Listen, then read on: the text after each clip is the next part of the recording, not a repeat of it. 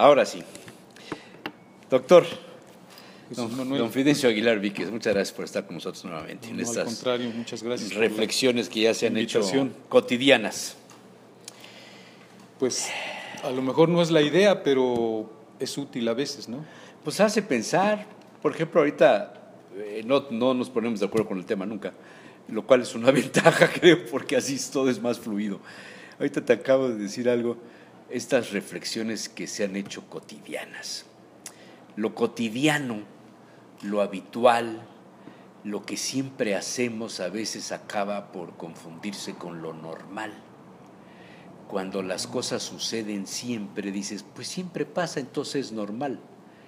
Cuando las cosas son buenas, qué bien. Cuando las cosas que suceden son malas, tener malos hábitos, se vuelve coloquial, se vuelve un problema consuetudinario, así se dice, y alguien podría pensar que ya es normal, como la falta de respeto a los demás, como la ausencia de democracia, como el autoritarismo, como la corrupción, el que no tranza, no avanza, esas frases que luego entre los jóvenes sientan o no entran a la política, el que no tranza, no avanza. Y entonces lo anormal se vuelve lo cotidiano y lo cotidiano se confunde con lo normal. ¿Cómo ves? Como que se entrecruzan dos tópicos, ¿no? Uno sobre lo cotidiano y lo extraordinario, que a mí me parece que lo cotidiano tiene un valor cuando hay disciplina, cuando hay este modo de repetir una habilidad a efecto de lograr perfeccionarla. El ser humano es un ser perfectible. En ese sentido, buscamos la disciplina. La disciplina son estos actos cotidianos que un día y otro día y todos los días ejercitamos para adquirir conocimientos, habilidades, virtudes. En ese sentido, lo cotidiano se vuelve ¿Un hábito? una prueba de la disciplina, ¿no? O sea, cuando vemos a alguien, un deportista, un competidor, entrenar todos los días, y entonces decimos, es necesario porque se está preparando, es necesario porque está perfeccionando su técnica, sus cualidades. Lo cotidiano en ese sentido tiene valor, me parece. Y no solo es del pensamiento occidental, también en Oriente. Claro, la observación, ¿no? Sobre todo en Oriente Sí. hay esta especie de hacer las cosas una y otra vez hasta alcanzar la perfección, sabiendo que quizá no se alcance. Entonces, en ese sentido, creo que lo cotidiano tiene valor. Pero también, si volteamos la moneda, lo cotidiano puede volverse… Que si te subes el cuello de acá, del lado derecho. Ok, muchas gracias. No, otra vez te lo bajas. Bueno, no, es el derecho, el derecho. Lo normal o lo cotidiano es que te pongas la corbata y cuando te la pones sí, te cae el cuello. Es el problema. Que bueno, te saqué de balance, pero dices, entre las culturas orientales tienes ¿sí? esta característica de llegar a la perfección. A la perfección, y para eso necesitas una y otra vez… Los monjes, en los cantos, en los coros, no sé si has tenido la oportunidad de entrar alguna vez a algún convento, a algún monasterio donde hay monjes de clausura y sus cantos a la hora de la celebración de la misa es algo impresionante. Sí, lo hacen son perfecto, bellísimos, ¿no? Lo hacen perfecto. Y entonces la práctica, que en ellos es ascética, la práctica de lo cotidiano tiene un resultado, y es justamente la perfección, la virtud, ¿no? El conocimiento, la disciplina, ¿no? ¿Te acuerdas de esa frase que de chamacos nos decían? Bueno, por lo menos a mí me la decían: la pereza es la madre de todos los defectos, de todas las maldades. ¿Sí la pereza o el ocio, ¿sí? O el ocio, ajá. Porque justamente es la disolución de la práctica, es la disolución de la disciplina. Cuando no estás ocupando la mente o estás ocupando las manos, entonces viene esta indisciplina, esta displicencia, esta suerte de derramamiento de todos los dones que tienes, de todas las cualidades que tienes, de todas las habilidades que tienes. Yo siento que hay que volver a valorar el sentido de lo cotidiano como disciplina y la disciplina como una técnica personal de adquisición de habilidades, conocimientos y virtudes, inclusive valores. Yo creo que a nivel colectivo también nos falta esta disciplina. Por eso no somos, o somos poco solidarios, somos muy insensibles, nos encerramos en nosotros mismos, pocas veces nos abrimos. La disciplina nos podría dar estos nuevos elementos de, me atrevería a decir un poco en el lenguaje de Octavio Paz, ¿no? De poesía de comunión y poesía de soledad. O sea, a ver, cuando mencionas ahora disciplina, las instituciones de Fuerzas Armadas en el mundo tienen como valor central la disciplina, bueno, la lealtad, por supuesto, ¿no? La lealtad a una patria, una bandera, a una nación, etcétera. Pero para que la institución trabaje, se desenvuelva, las órdenes tienen que ser cumplidas al pie de la letra, y eso involucra la disciplina. En el campo castrense es muy claro, diríamos, y es fundamental, porque si no, las estrategias no se cumplen, sí, no se armonizan las tácticas. Es lo mismo. La tecnología es muestra de la constancia y la disciplina hasta formar lo que sería un hábito, en el caso de los seres humanos, hacer un sistema, ¿no? Un sistema operativo, vamos a denominarlo así. Pero es cierto que no nos gusta la disciplina quizá porque no hemos entendido que lo cotidiano no necesariamente significa esta palabra desgastante. Es cierto que lo cotidiano a veces se vuelve una cosa aburrida. Es cierto que en determinadas relaciones humanas lo cotidiano y la rutina es lo que termina vaciando de ciertos contenidos. Eso es verdad, pero eso no significa que la rutina, que lo cotidiano no tenga un valor disciplinario.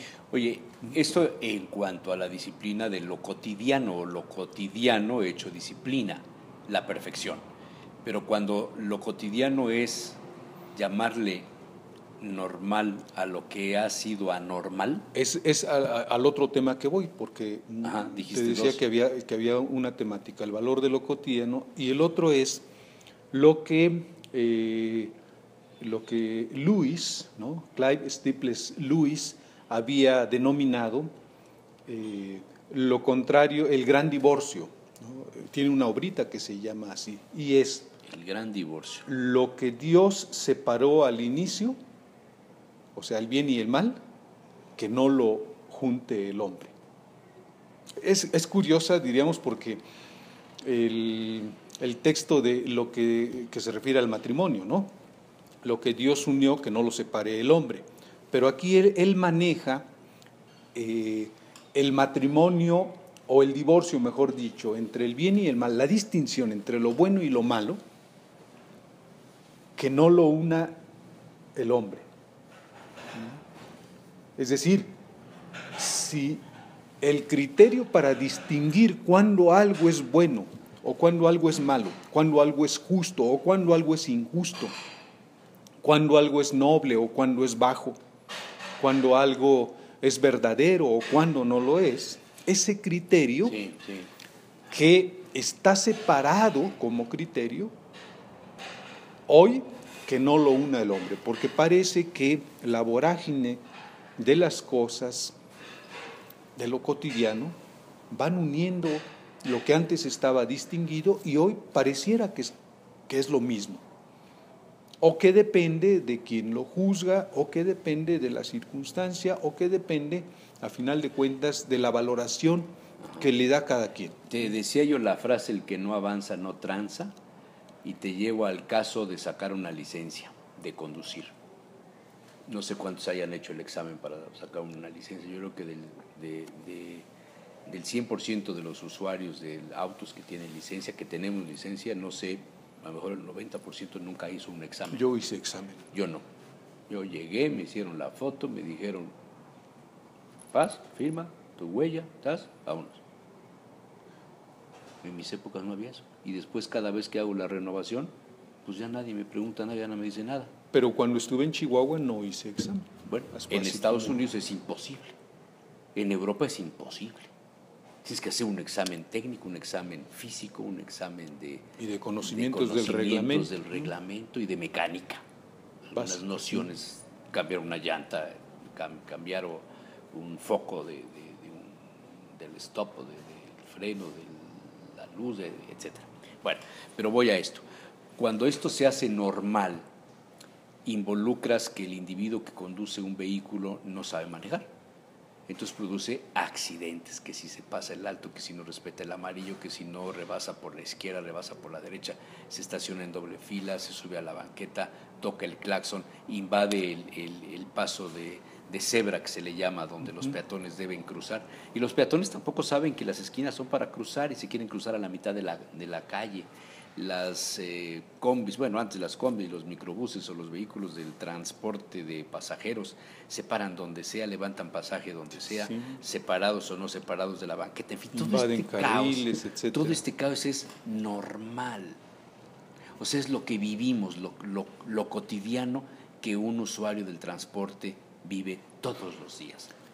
Cuando eso ocurre... Y eso dicen, es que así funciona en México, así funciona en Puebla.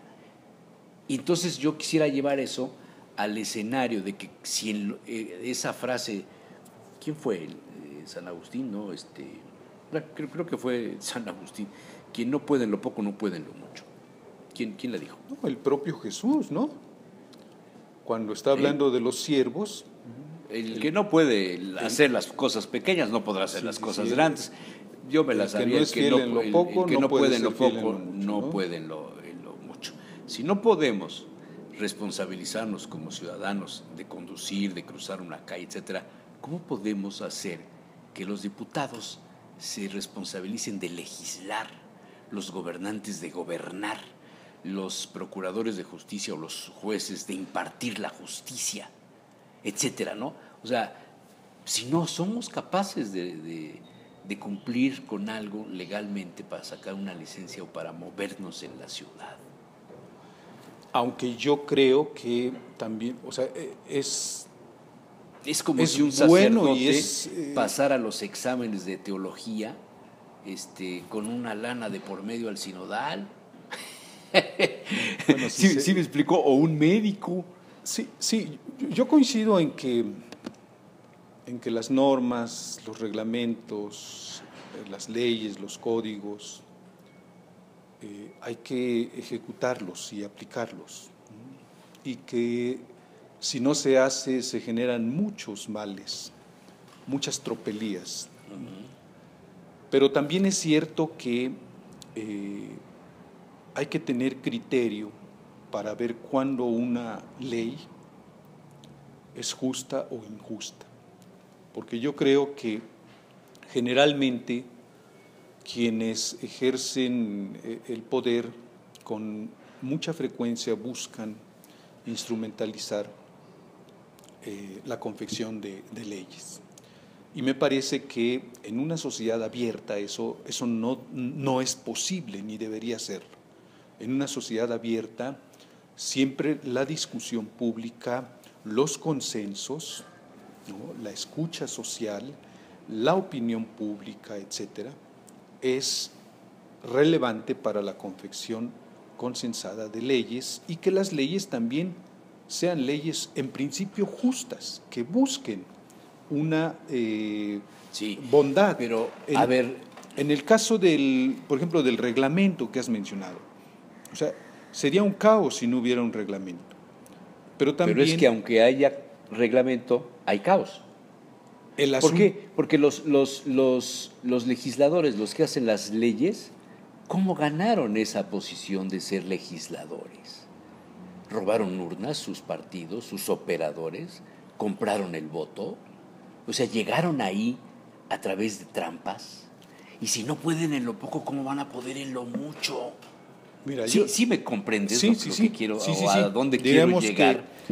A veces... Si no somos buenos ciudadanos, no podemos tener buenos gobernantes. A veces el detalle te permite ver el todo, eso es cierto. Ajá. ¿no? y quizá aquí el planteamiento, un buen ciudadano, no necesitaría de leyes o de sabérselas, porque respetaría, haría todo lo que el sentido común te dicta que no debes hacer. Yo recuerdo este texto de Vidas Paralelas de Plutarco, cuando habla de Licurgo. Licurgo fue el gran legislador de Esparta. Y él lo primero que señalaba para una legislación adecuada y un buen legislador es que conozca y que se dé una vuelta por el mundo para recorrer. Un poco lo que el Quijote le dice a Sancho cuando lo mandan de gobernador a la isla de Barataria. Pues es más o menos así es, dentro de uno de los puntos que le incide es ilústrate. Ilústrate, ¿no? Sí. Mira, conoce el mundo, conoce dónde están las leyes de avanzada, perfectibles, qué es lo que se está haciendo alrededor del mundo. Y esto te estoy hablando de hace 25 siglos, aproximadamente, en que pareciera que un planteamiento básico para Estamos hablando de que Plutarco, no el que fue gobernador, fue presidente de la República. Estamos hablando Plutarco, el pensador, el filósofo griego, 400 años antes de Cristo. No. ¿Cuántos? Se refería a 400. Se refería. Sí, pero él está escribiendo en el 1. Siglo I, entre... En 0 y el 100. Así es, ¿no? Entonces, él pues tiene esta cercanía con el pensamiento grecorromano y conoce, que es de donde parte el sistema jurídico, ¿no? Prácticamente. Roma es la invención del derecho. Sí. Pero hay un antecedente, que está mencionando Plutarco en Licurgo. Cómo para hacer buenas leyes hay que conocer, ilustrarse. ¿Dónde interviene en todo esto que has dicho? Y lo sintetizo entre la disciplina de lo cotidiano para obtener la perfección en los hábitos, al pasar por la fidelidad al deber ser, que sería el caso de las leyes, ¿no? o de los principios o de los valores, de la ética, que interviene mucho, donde interviene lo que la semana pasada mencionabas del libre albedrío, el elegir, y donde interviene el tema de la innovación para conseguir una justicia social. No sé si te has dado cuenta que los políticos siempre hablan de la justicia, del bien común o de la justicia social, pero al final de cuentas todos hacen cosas que no tienen nada que ver ni con la justicia social ni con el bien común. Al final, las promesas te las dicen, han observado, han visto que funciona en otras partes, pero a la hora de aplicarlas, volvemos a lo que decía yo, lo anormal se hace cotidiano y se le considera equívocamente normal. Yo creo que aquí... Es normal que un presidente municipal llegue sin dinero y salga rico. Es normal que un diputado robe las elecciones o sus operadores roben las urnas para ganar una posición para su partido y que reciba dinero para su campaña para después hacer más dinero para hacer negocios. No, obviamente aquí el asunto no cotidiano, que sea bueno, ¿no? Lo que de hecho ocurre o suele ocurrir o ha ocurrido con mucha frecuencia y que tiene estas características que has mencionado, sin duda me parece que no debemos aceptarlo como, como normal, ¿no? El tema de la reflexión es que eso que se vuelve cotidiano, piensan algunos que es lo normal. Es como si no es así. Es como si el crimen fuera normal, se multiplicara y de repente dices, bueno, es que esto es siendo un ejercicio cotidiano. El caso de los feminicidios, el caso del narcomenudeo, el caso de que las chamaquitas tienen relaciones antes de los 13 años, antes era a los 15, ahora es a los 13. A ver, espérate. Es que no debe ser ni a los 13 ni a los 15, o sea, a ver, espérate. Vamos a repensar. A replantear una educación adecuada, ¿no? Porque mira, el ser humano y todas las facultades que tenemos, incluyendo la sexualidad, hay que educarla, ¿no? Porque si no educas el conocimiento... ¿Tal vez ahí es donde intervenga más el tema de la disciplina? Pues yo tengo la impresión que la disciplina se vuelve una técnica adquirida personalmente para lograr sacar lo mejor de uno mismo. Y creo que la autodisciplina va por allí. O sea, finalmente la autodisciplina… Ahí es donde volverías al pensamiento del autor que mencionaste, Luis, del gran divorcio, de no mezclar Ajá. lo que está separado. Ajá. Lo bueno y lo malo está separado. Es así Dices, de simple, ¿no? Tú lo mezclas, dices… Oye, ¿otra vez? No es posible, porque lo que haces al mezclar lo bueno y lo malo, digo, confundir lo bueno y lo malo, el resultado finalmente es quitar el juicio, Ajá. quitar el criterio. O sea, hacerlo vulgar, hacerlo suave, blando, light. Pues más bien ya sin criterio, o sea, no importa si es bueno o es malo, cada quien sabe. El New Age tiene una enorme carga de esto que estás diciendo. En buena medida sí. Las alianzas de los partidos políticos, y no te quiero hacer entrar en esos temas, pero el sacrificar las ideologías involucra esto. Mira, yo en lo personal estoy convencido que en política las alianzas para resolver problemas particulares y concretos es saludable y es necesario. ¿Por qué digo esto? Pero para obtener el poder, para mantener el poder. Yo creo, insisto, para resolver los problemas. Si no se hacen alianzas ciudadanas, quizá la gran alianza tendría que ser entre los ciudadanos para exigir que las autoridades cumplan sus promesas de campaña. Para que O sea, estás hablando de la alianza de la sociedad. Sí. Pero cuando es la social, alianza de los partidos, porque vivimos en un sistema de partidos, sí, no podemos evitar esa condición. Yo creo de que el poder se obtiene gracias a la participación en un partido. En un régimen democrático así es. Mira, si mal no recuerdo, a ver, aquí nada más necesitaría recordar, pero ahorita te menciono en qué país se da esto. Se eligen diputados. En los distritos electorales se eligen diputados y estos llegan al Congreso o a la Cámara. Llegan con la representación de un distrito, de un conglomerado de ciudadanos. Y allí es donde se define el porcentaje que cada partido ha adquirido por cada uno de los diputados electos. Y entre ellos eligen al primer ministro. De tal manera que entonces, diríamos, hay una representación allí determinada y luego viene el juego político, en donde no necesariamente el partido que obtuvo mayores escaños es el que gobierna, porque si los otros logran hacer alianza allí ya en el Congreso y son más que y las alianzas muchas veces son para que no haya una imposición de un partido. Así es. Un dominio. Entonces, una negociación, un acuerdo. Hay equilibrios, sí, hay pesos y contrapesos. Sí, pero eso es en los sistemas parlamentarios. Ok, a lo que voy es que políticamente puede plantearse así. Las alianzas son válidas siempre y cuando generen equilibrios y busquen resolver los problemas de los ciudadanos. Me parece que en términos democráticos eso es bastante saludable. Oye, pero sí, la piedrita en el zapato de la reflexión es el que hemos tomado la costumbre de que lo anormal, lo cotidiano, es visto como normal. Una mentira dicha 1000 veces, o 100, o 500, o 980. ¿No? Pero eso es propaganda. Eso es propaganda. Pero la propaganda interviene hoy día más que ninguna otra. Una mente crítica distinguiría entre propaganda y realidad. Sí, pero ¿cuántas mentes críticas hay? Cuando hay educación, las más. ¿Y cómo quieres que tengamos educación? Los maestros que no están en paro están presos. Ese es justamente… O sea, el sistema educativo está…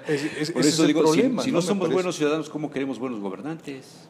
Yo creo que no pueden lo poco, no pueden lo mucho. Yo creo que en eso tienes toda la razón. A mí me parece que sí es necesario que reflexionemos nuestra condición de ciudadanos. Sí, es fundamental. ¿Qué tipo de sociedad queremos? Y a qué estamos dispuestos, sobre todo en el presente, para abonar a las generaciones que ya están aquí, que ya están actuando y que ya están tomando las decisiones. Y que vienen con una cantidad de herramientas de información que no tuvimos nosotros. Pero a veces con estos criterios que ya denunciaba Luis, de mezclar las cosas, mezclar lo bueno con lo malo, como si fueran lo mismo, o no discernir entre ambos. Y yo creo que ese sentido ético es relevante en términos ciudadanos. O sea, a final de cuentas, ni la justicia ni la ciudadanía tendrían por qué estar separados del bien o de la noción de bien. Exacto. Yo sé que es complejo, sí, y más complejo hacerlo en la vida política, sí. Pero creo que a la práctica. Debemos hacer los intentos que sean necesarios, porque no podemos vivir ni convivir en una sociedad fragmentada. Mientras tengamos el referente del deber ser, vamos en el camino correcto. Mientras tengamos el sentido de justicia, de fraternidad y a dónde vamos, porque la noción de patria siempre debe apuntar a dónde vamos. Claro. Creo que será enriquecedor para que la Carta de Ciudadanía no fenezca. Yo creo que tenemos grandes retos. Es cierto que hay muchas problemáticas, pero también tenemos que tener la esperanza de que lo podemos hacer aún con las dificultades y con los lastres que están allí tratando de que esto no avance. Muy bien. Don Fidencio. No, al contrario. Muy interesante. Fíjate, no tenemos tema. Qué bonito cuando no tenemos tema.